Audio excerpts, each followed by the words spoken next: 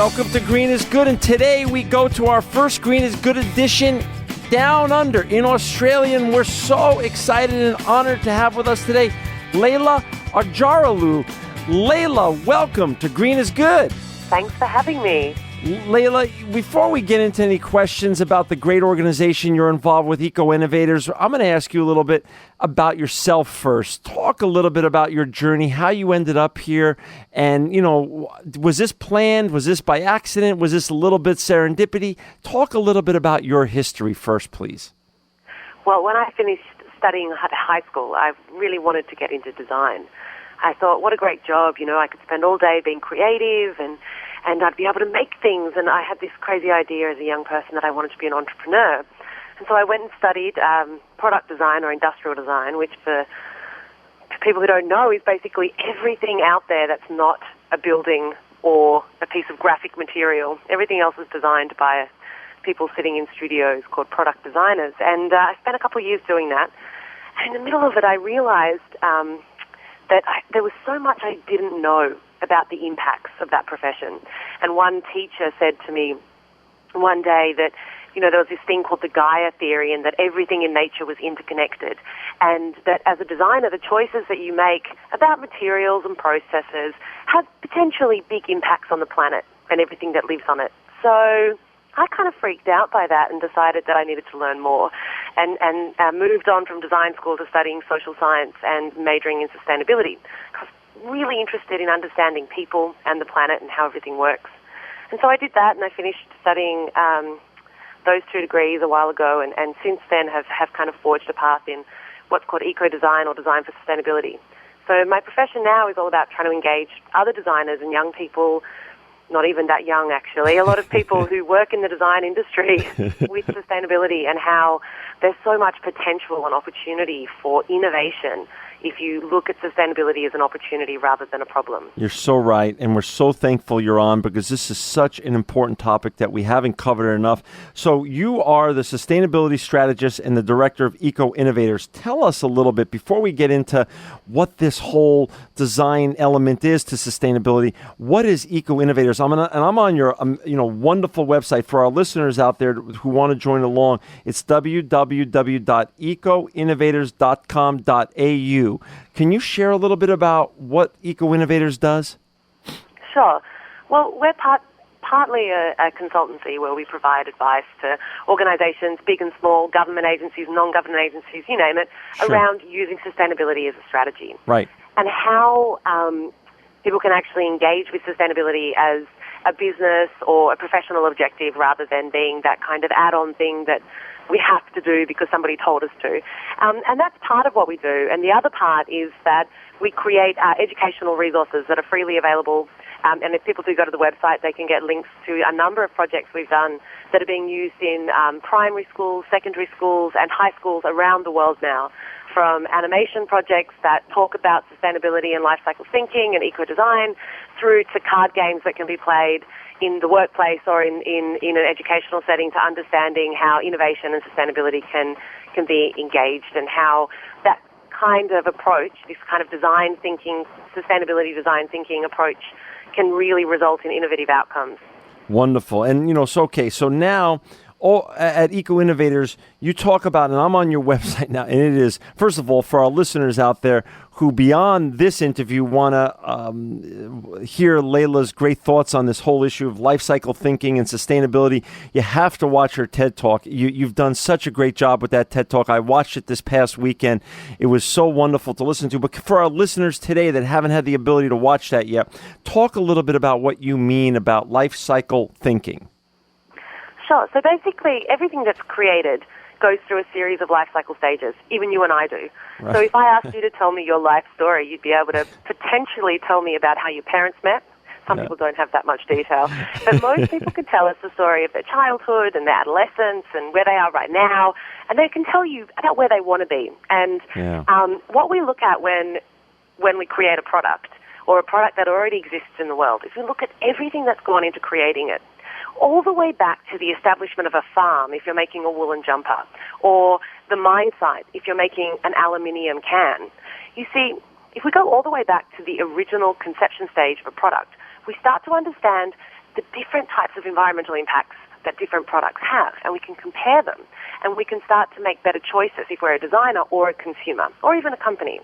So if you look at a car, for example, it's got hundreds of different components from all over the world, different metals, plastics, minerals that have all been extracted, and then they've been processed, and they've been transported and packaged, and then they get conformed into this car, and then you and I buy it, we drive it for a few years, that's the use phase, and then there's an end of life. And when you start to map the impacts that happen across those different life cycle stages, and there's 5 in total, we start to get this really interesting picture and perspective as to where true environmental impacts occur. Because a lot of the time we make decisions about what's good or bad for the environment based on what my colleague and I like to refer as our environmental folklore. It's kind of like that really cute little guy in the back of your head telling you to do the right thing. You know, when and I use the example in my TED Talk of when you're in the supermarket and you're getting offered the difference between a paper or a plastic shopping bag, and you take the paper one because it seems like the better environmental option. And we all know plastic's bag, and it ends up being stuck to trees or in the ocean.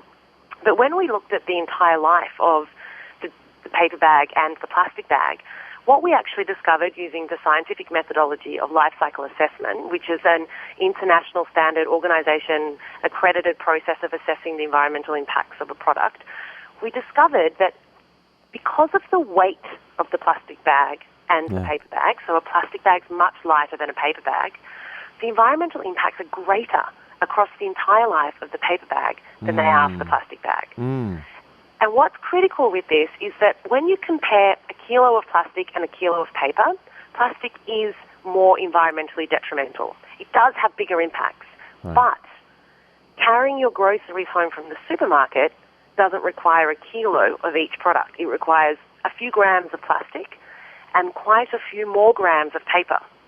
So it's about the quantity of the material that dictates the environmental impact. And so it's these kinds of things that we've learned, and there's lots of studies that have been done, and we continue to do more, that teach us these really interesting kind of myth-busting ideas about sustainability. And what that tells us with the bags is don't go out and use plastic bags unless you want to use it as a trash can liner instead of a store-bought one. Then it's better. Right. But if you're going to the supermarket, obviously the best thing is to take your own reusable bag and to use it between 6 and 10 times, and then you get back the embodied environmental impact in the production of the bag.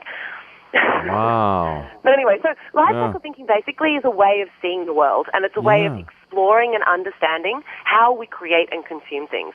And it's being used now from small organizations through to massive corporations. So some of our biggest companies in the world now are using life cycle thinking in order to assess the existing products that they have and to start to make better choices, and also for them in innovation and product development. And that's something that I think is really critical if we're going to start to address sustainability, is that organizations who are responsible for creating the goods and services that we all enjoy and that we all need have the ability to start thinking across the entire life, rather just looking at one stage, rather than saying, oh, well, we have to make it just recyclable. Now, recycling is important, but so is thinking about all of the different materials and how they're processed and where they come from and what potential environmental impacts have happened there. Way back at the beginning of the life cycle. So your clients include big and small and companies that are multinational and also local. This is an issue that almost can affect any type of company, this whole issue of life cycle and design solutions. Anybody who creates anything, even if it's just purchasing, even if you're an organization who doesn't create things, the reality is that even as an individual, we all participate in the economy. And at the end of the day, the bigger area for our environmental impact comes down to our choices as consumers. And we are all consumers in our day-to-day life, but we're also consumers in our businesses.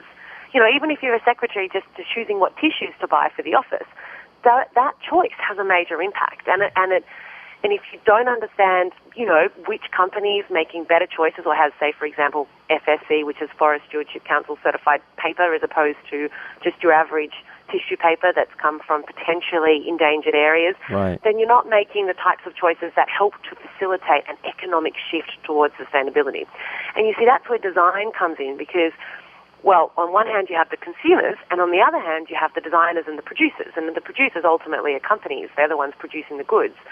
And, of course, I shouldn't forget the retailers as well, because the retailers often affect what kinds of products we get on the marketplace. But across that entire supply chain, there is so much opportunity for sustainability. And by looking at the life of the product and taking that into consideration, there's a huge scope for providing financially viable products on the marketplace, because there is no reason why greener products need to cost more. A lot of the time, a greener product is one that's more efficient in the way it's been created. And so then you get the economic benefits from the business perspective, and the consumer gets that benefit as well. Leyla, we have listeners not only in the United States, but across the world. Literally, we follow all our listeners in terms of when downloads happen and stuff. We get thousands upon thousands in both Europe, Asia, of course, Australia, New Zealand, and in South America. So talk a little bit about, we have about 3.5, 4 minutes left. Talk a little bit about the realities of choosing products that are designed better, or how do we influence our big companies to make products that are designed better with sustainability in mind, so we could help become part of the solution and not part of the problem as consumers? Organizations really should be embracing what's called product stewardship, or extended producer responsibility, which is essentially where the company who produces the goods says, well, we need to manage it across its entire life, including at the end of life. And therefore, the company being responsible for the end of life of the product will start to make better choices. So that's a really good indicator for a consumer to start with. Like, the really good companies are the ones who are saying, we'll take it back and we'll recycle it when you're done with it, because that tends to indicate that they've actually gone through the eco-design or design for sustainability process. And it also means that they're investing in the infrastructure to recapture and recycle at the end of life. Second to that, what consumers can do as well is completely separate to preferencing companies who are making those choices, is they can actually start to manage the products that they own better. So one of the biggest problems we have with technological goods like mobile phones and laptops and all sorts of other electronic goods is that we have a really high level of obsolescence, and that is where people replace them regularly.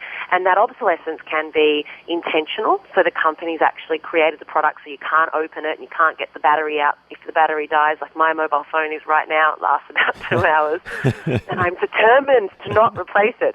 But I have to really take it to an illegitimate repairer to get it fixed. Right. And, that's the situation I'm in right now, and it's something that a lot of people face. And most of the time, it's much easier to just go back to your mobile phone company, cell phone company, and say, I just want a new phone. And they'll give it to you for free sometimes. But the problem with that is it means that we have this incredible appetite for electronic, or not even electronic, just general items. And so what consumers can start to do is to value the products that we own a little bit better and make that extra effort to look after them and to keep them longer. And in the cases where it is available to them, to invest in higher value goods. And it seems really hard to do it. But if a toaster costs $10, you're kind of getting an indication that somewhere along the line something's not right. Because everything that goes into making something as simple as a toaster, as a designer, I can tell you now, it's complicated. There are so many materials, there are so many processes, packaging, transport, all of those things. And for you to only pay $10 for it, somebody's got to be making that money. And it's usually going to be that the toaster's going to die after 12 months, and you're going to have to go out and buy another one. Interesting. So go on. I'm sorry. So I was just going to say, when we invest, when the market starts to invest in higher value goods, not necessarily a huge amount more expensive, but if we demand lower cost goods, then lower cost goods will be on the market. So one of the problems that we have is that the producers actually respond to consumer demand, and consumers go, well, $10 toasters seem like a great idea. And what we really need to start doing is we need to start having a kind of a tennis game between consumers and producers, where we start to pay a little bit more because we see the value, because a toaster that costs maybe $50 is going to last you 5 or 6 years. Right. You're going to actually get the same economic output. You need toast. You don't have to keep going back to the store to buy a new one. You don't have to deal with the waste. All of those things make it more positive for you. And as the producer, then hopefully they can start to engage with some more sustainable production and design methods with the product. Leyla, thank you so much. You're amazing. You are an inspiring eco-innovator and truly living proof that green is good.